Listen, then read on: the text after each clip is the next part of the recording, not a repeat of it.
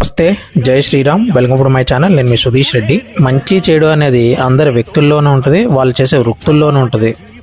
అలా అందరూ నిప్పత్తులని మనం చెప్పలేం, అందరూ దొంగ వెధవలని మనం చెప్పలేం. అలాగే సినిమాల్లో కూడా ప్రతి పాత్రలోనూ లేదా ప్రతి డిపార్ట్మెంట్లోనూ మంచిని చెడుని రెండింటినీ చూపిస్తారు.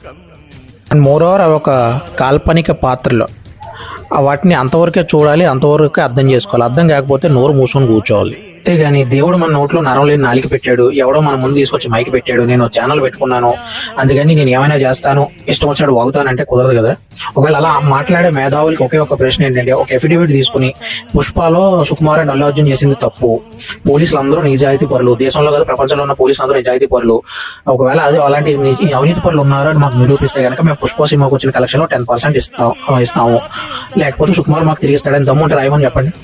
వీళ్ళేంటో, వీళ్ళ నిబద్ధత ఏంటో, వీళ్ళకున్న ప్రేమలేంటో తెలిసిపోతాయి, లేకపోతే తేలిపోతాయి. ఏదో ఒకటి చూద్దాం.